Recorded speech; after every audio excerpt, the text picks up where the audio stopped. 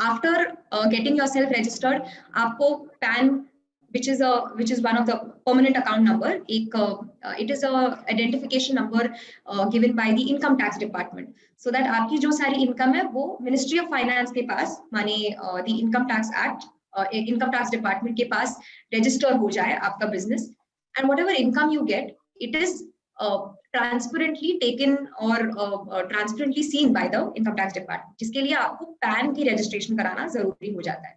This is after the registration. Next Aadhaar, we already discussed about Udyog Aadhaar. आधार बन जाता है क्योंकि एक कंपनी या एलएलपी ये एक सेपरेट लीगल एंटिटी है. अब सेपरेट लीगल एंटिटी क्या होता है, जैसे आप और मैं इंडिविजुअल्स हैं in the eyes of law, जब हम कंपनी फॉर्म करते हैं that company also becomes a separate legal entity. माने Payal Solanki is a person, if I incorporate a company in the name of Payal Solanki private limited, that entity is a different entity other than me. तो उस entity का आधार बन जाता है. Correct, उद्योग आधार जो आपने कहा, पैन लेना पड़ता है, आधार लेना पड़ता है. अगर if I want to get myself registered with the shop and establishment act, तो शॉप एक्ट लाइसेंस जिसकी आप बात, जैसे हम for every shop, for every trade unit आपको एक शॉप एक्ट लाइसेंस की जरूरत होती है. For that you get registered under the state government. So if I am working in Maharashtra, मुझे महाराष्ट्र गवर्नमेंट के पास शॉप एक्ट लाइसेंस के लिए अप्लाई करना पड़ता है. That is one important thing. बाकी if there is any sectoral compliance, माने अगर मैं फूड इंडस्ट्री में हूँ, मैं चिप्स के पैकेट्स बना के अगर सेल करने का सोचती हूँ, तो मुझे एक FSSAI रजिस्ट्रेशन कराना जरूरी बन जाता है. आपका कोई चिप्स का पैकेट पीछे के साइड देखिए, FSSAI रजिस्ट्रेशन नंबर लिखा होता है. So before I sell anything to the world on a commercial scale, मुझे FSSAI नंबर लेना जरूरी हो जाता है if I'm in the food industry. वैसे ही there are different compliances for different sectors. GST का registration कराना जरूरी हो जाता है. GST is the Goods in Service Tax Act. तो उसमें registration कराना क्यों जरूरी होता है? So that if I am in the manufacturing sector or in the trading sector, मैंने जिनसे प्रोडक्ट लिया हो या सप्लाई सर्विसेज लिए हो, उनको मैंने जीएसटी पे किया है, लेकिन मैं जब अपने कस्टमर्स को सेल करूंगी मुझे जीएसटी पे करना जरूरी हो जाएगा.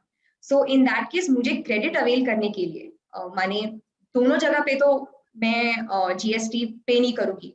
सो इन केस जहाँ पे मैंने अपने मैन्युफैक्चरर या सप्लायर को से चीज खरीदते वक्त टैक्स पे किया हो, तो जब मैं अपने कस्टमर को वही चीज सेल करूंगी, वहां पे मुझे income tax input tax credit मिलेगा, विच मीन्स मैंने 100 रुपए का अगर जीएसटी पे कर लिया है, मुझे कस्टमर से 100 रुपया मिलेगा, तो that gets deducted over there.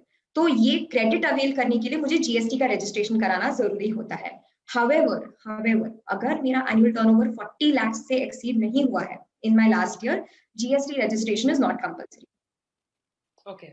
The benefits of GST is of course where मुझे ये जो GST का the chain है, अगर वो मुझे ब्रेक नहीं करना है, in that case and to get other benefits, GST registration is professionally advised to every business कि आप अपना GST registration करवा लीजिए.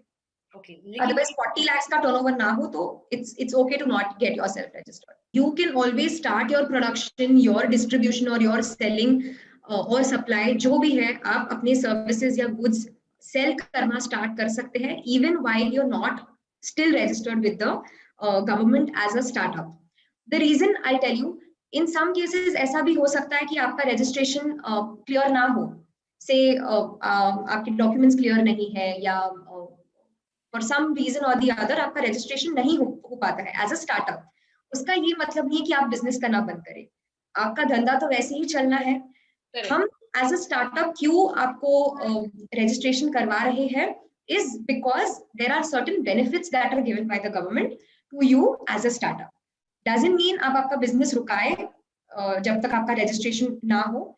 You can always continue doing your business whether or not you get yourself registered as a startup or until you get registered as a startup. You can always do your business.